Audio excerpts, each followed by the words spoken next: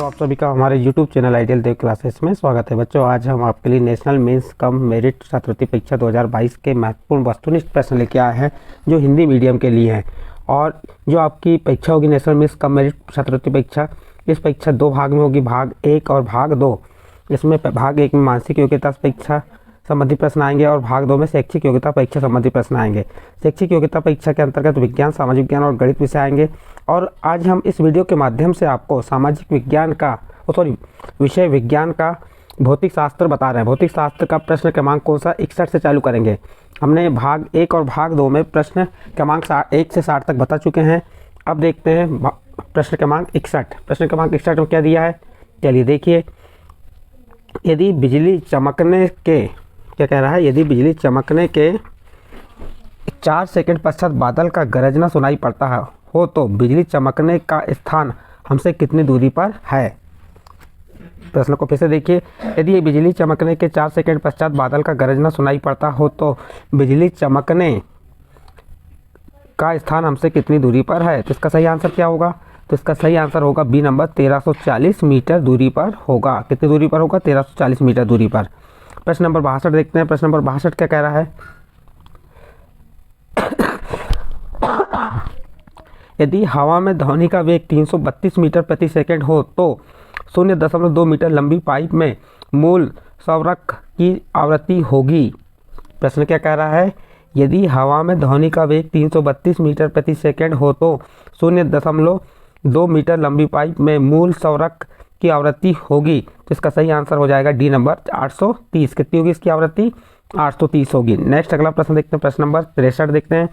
प्रश्न नंबर 63 में कह रहा है, किसी धातु के ताप में वृद्धि करने पर उसके चालकत्व पर निम्नलिखित प्रभाव पड़ता है। बताइए इसका आंसर क्या होगा। इसका सही आंसर होगा बी नंबर, चालकत्व घटता है। इससे चालकत्व क्या होता है, घटता है। तो इसका सही आंसर कौन सा होगा, बी नंबर का। नेक्स्ट अगला प्रश्न देखते हैं। प्रश्न नंबर 64 क्या कह रहा है, देखिए इसमें 4 वायुमंडलीय दाब पर हवा में ध्वनि के वेग और 1 वायुमंडलीय दाब पर हवा में ध्वनि वेग का अनुपात होगा। प्रश्न क्या कह रहा है, 4 वायुमंडलीय दाब पर हवा में ध्वनि के वेग और 1 वायुमंडलीय दाब पर हवा में ध्वनि के वेग का अनुपात होगा। तो इसका सही आंसर हो जाएगा सी नंबर का 1:1। इसका आंसर कौन सा होगा, सी नंबर 1:1। नेक्स्ट अगला प्रश्न देखते हैं। प्रश्न नंबर 65। प्रश्न नंबर 65 क्या कह रहा है, आर्गन पाइप में उत्पन्न मूल संवर्क का तरंगदैर्घ्य होगा। कौन से पाइप में, आर्गन पाइप में उत्पन्न मूल संवर्क का तरंगदैर्घ्य होगा। तो इसका सही आंसर हो जाएगा डी नंबर, पाइप की लंबाई का दुगुना। क्या होगा, पाइप की लंबाई का दुगुना होगा। नेक्स्ट अगला प्रश्न देखते हैं। प्रश्न नंबर 66। यदि तार की लंबाई दुगुनी कर दी जाए तो भी उत्पन्न ध्वनि की आवृत्ति अपरिवर्तित रह सकती है बशर्ते। प्रश्न है, यदि तार की लंबाई दुगुनी कर दी जाए तो भी उत्पन्न ध्वनि की आवृत्ति अपरिवर्तित रह सकती है बशर्ते कब रह सकती है।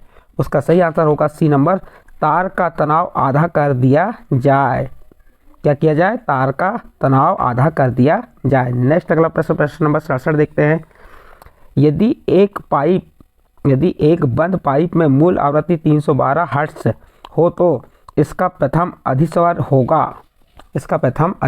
तो इसका सही आंसर आ जाएगा बी नंबर 936 हर्ट्ज। नेक्स्ट अगला प्रश्न देखिए। प्रश्न नंबर 68। प्रश्न नंबर 68 में क्या कह रहा है,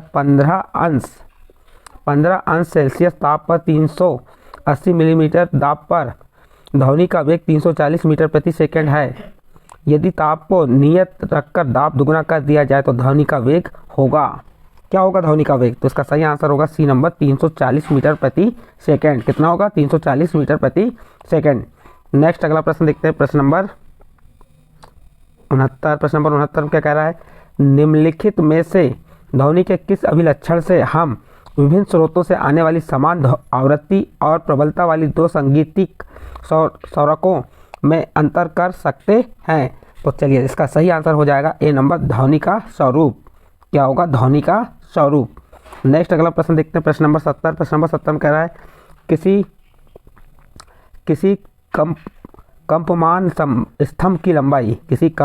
स्तंभ की लंबाई में वृद्धि के साथ उसकी आवृत्ति क्या होती है। 4 ऑप्शन दिए हैं, घटती है, बढ़ती है, एक समान बनी रहती है। यदि कंपमान स्तंभ हवा में ना हो तो बढ़ती है। तो इसका सही आंसर ए नंबर हो जाएगा। इसकी आवृत्ति क्या होती है? घटती है। नेक्स्ट अगला प्रश्न देखते हैं, प्रश्न नंबर 71 क्या कह रहा है? 512 हर्ट्ज आवृत्ति वाली ध्वनि 256 हर्ट्ज आवृत्ति वाली ध्वनि से खालिस्तान उच्च होती है। खालिस्तान उच्च होती है, तो इसका सही आंसर हो जाएगा 1 अष्टम उच्च होती है। कितनी होती है? 1 अष्टम उच्च होती है। नेक्स्ट अगला प्रश्न देखते हैं, प्रश्न नंबर 72 क्या कह रहा है इसमें? आपके पास समान लंबाई और व्यास के दो एक जैसे पाइप आर्गन पाइप हैं। इसमें से पहला एक सिरे पर बंद है जबकि दूसरा दोनों ही सिरों पर खुला है। खुले सिरों वाले आर्गन पाइप में ध्वनि का स्वरूप ऊर्ध्ववर्ती होगा, इसका कारण है। चलिए इसका कारण क्या होगा? तो इसका सही आंसर देखते हैं। 4 ऑप्शन दिए, इसका कारण सी नंबर होगा। 2 समगुण क्या है? 2 समगुणावृत्तियों की उपस्थिति के कारण। किसके कारण? 2 समगुणावृत्तियों के कारण, गुणावृत्तियों की उपस्थिति के कारण। नेक्स्ट अगला प्रश्न देखते हैं, प्रश्न नंबर 73 क्या कह रहा है?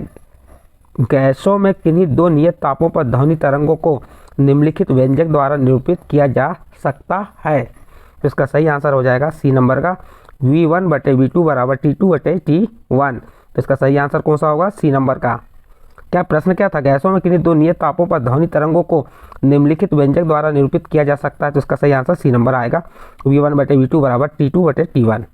नेक्स्ट अगला प्रश्न देखते हैं, प्रश्न नंबर 74। प्रश्न नंबर 74 क्या कह रहा है? निम्नलिखित में से किस किरण का तरंगदैर्घ्य अधिकतम होता है? यहाँ पे क्या कह रहा है? निम्नलिखित में से, यानी कि ये A number, B number, C number और डी नंबर, इनमें से किस किरण का तरंगदैर्घ्य अधिकतम होता है? तो इसका सही आंसर आ जाएगा डी नंबर, अवरक्त किरण का। किस किरण का? अवरक्त किरण का। नेक्स्ट अगला प्रश्न देखते हैं, प्रश्न नंबर 75 क्या कह रहा है? प्रश्न नंबर 75 में कह रहा है समान ताप पर किसी गैस में ध्वनि का वेग वायु में ध्वनि के वेग का 4 गुना है। एक सौरित्र द्विभुज से वायु में ध्वनि उत्पन्न करने पर 480 चक्र प्रति सेकेंड की आवृत्ति से और गामा तरंगदैर्घ्य वाली एक तरंग सृजित होती है। यदि इसी सौरित्र द्विभुज से किसी गैस में ध्वनि उत्पन्न करने पर गैस में सृजित तरंग का तरंगदैर्घ्य गामा 2 होता है तो गामा 2 भागित गामा 1 का मान होगा। तो इसका सही आंसर हो जाएगा, बताइए कौन सा आंसर सही होगा इसका? इसका सही आंसर बी नंबर का हो जाएगा। कितना होगा ये? इसका मान 4 होगा। इसका मान कितना होगा? 4 होगा। इस प्रकार प्रश्न नंबर 75 यहाँ कंप्लीट होता है। नेक्स्ट अगला प्रश्न देखते हैं, प्रश्न नंबर 76 क्या कह रहा है? किसी रेलवे स्टेशन प्लेटफार्म पर पहुंच रही एक रेलगाड़ी के प्लेटफार्म पर खड़े किसी व्यक्ति के पास पहुंचने पर इंजन द्वारा उत्पन्न शोर बढ़ जाता है। यह घटना निम्नलिखित नियम को निरूपित करती है। प्रश्न एक बार फिर से रिपीट करते हैं। किसी रेलवे प्लेटफार्म पर पहुंच रही एक रेलगाड़ी के प्लेटफार्म पर खड़े किसी व्यक्ति के पास पहुंचने पर इंजन द्वारा उत्पन्न शोर बढ़ जाता है। यह घटना निम्नलिखित नियम को निरूपित करती है। तो सही आंसर इसका हो जाएगा डी नंबर, डॉपलर प्रभाव। कौन सा प्रभाव? डॉपलर प्रभाव। नेक्स्ट अगला प्रश्न देखते हैं, प्रश्न नंबर 77 क्या कह रहा है इसमें? 20 सेंटीमीटर लंबे स्वरमापी के तार मूल आवृत्ति होगी T बराबर 20 N, M बराबर 5.2 × 10⁻³ किलोग्राम मीटर। तो इसका सही आंसर कौन सा हो जाएगा? 77 का सी नंबर 255 हर्ट्ज।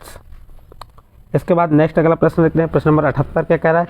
किसी अवतल परावर्तक पर समतल तरंग के आपतित होने पर परावर्तित तरंगें होंगी। कैसी होंगी? तो इसका सही आंसर होगा, कौन सा आंसर आएगा इसका सही? इसका सही आंसर बी नंबर का, वर्तुल होंगी। कैसी होंगी? वर्तुल होंगी। इसका बी नंबर का आंसर सही है। नेक्स्ट अगला प्रश्न देखते हैं, प्रश्न नंबर 79 प्रस्पंद होते हैं। इसके 4 ऑप्शन दिए हैं। चारों ऑप्शन में सही आंसर क्या होगा? प्रस्पंद कैसे होते हैं? तो इसका सही आंसर बी नंबर, अधिकतम विस्थापन बिंदु। प्रस्पंद होते हैं कैसे? अधिकतम विस्थापन बिंदु के। नेक्स्ट अगला प्रश्न देखते हैं, प्रश्न नंबर 80। प्रश्न नंबर 80 में कह रहा है यदि ध्वनि तरंगे वायु में संचरित हो रही हो तो माध्यम के कणों का कंपन होता है। यदि ध्वनि तरंगे वायु में क्या हो रही हैं? संचरित हो रही हैं हो तो माध्यम के कणों का कंपन होगा। कैसा होगा इसका कंपन?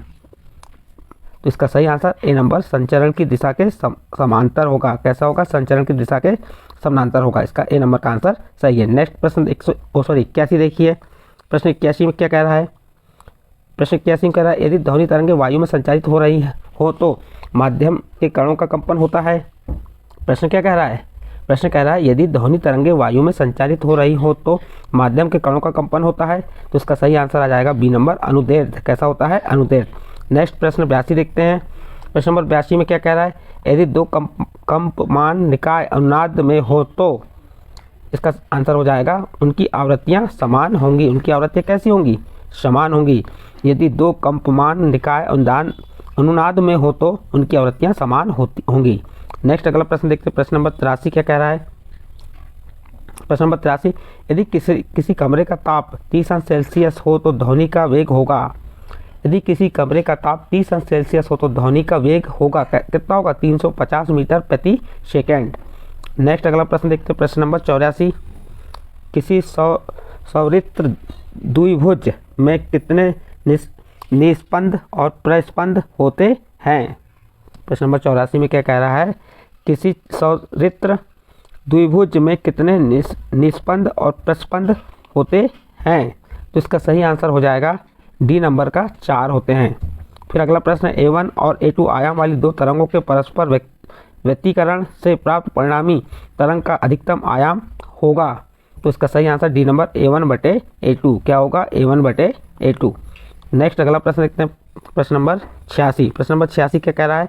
हमारे कान में किसी ध्वनि तरंग के प्रवेश करने पर उत्पन्न ध्वनि संवेदन कितने समय तक बना रहता है? फिर से प्रश्न को रिपीट कर दे रहे हैं। हमारे कान में किसी ध्वनि तरंग के प्रवेश करने पर उत्पन्न ध्वनि संवेदन कितने समय तक बना रहता है? तो इसका सही आंसर हो जाएगा बी नंबर 0.1 सेकेंड तक। कब तक बना रहता है? 0.1 सेकेंड तक। नेक्स्ट अगला प्रश्न, प्रश्न नंबर 87 देखते हैं। क्या कह रहा है? निम्नलिखित में से किस प्रकार की तरंग में ऊर्जा का कोई प्रभाव नहीं होता? तो इसका सही आंसर हो जाएगा ए नंबर, अनुदैर्ध्य तरंग में। नेक्स्ट अगला प्रश्न, प्रश्न नंबर 88, दो क्रमागत संपीड़नों के बीच की दूरी होती है। तो इसका सही आंसर कौन सा होगा? इसका सही आंसर डी नंबर, गामा होगी। क्या होगी? गामा। नेक्स्ट अगला प्रश्न देखिए। प्रश्न नंबर 89, किसी सौरित्र द्विभुज की भुजा की लंबाई जितनी अधिक होगी उत्पन्न कंपन की आवृत्ति होगी। क्या होगी? तो इसका सही आंसर हो जाएगा डी नंबर, कुछ कहा नहीं जा सकता। नेक्स्ट अगला प्रश्न है प्रश्न नंबर 90, व्यतिकरण क्या है? व्यतिकरण क्या है? इसका सही आंसर कौन सा हो जाएगा? सी नंबर। सी नंबर क्या है? किन्हीं दो तरंगों के अध्यारोपण के कारण।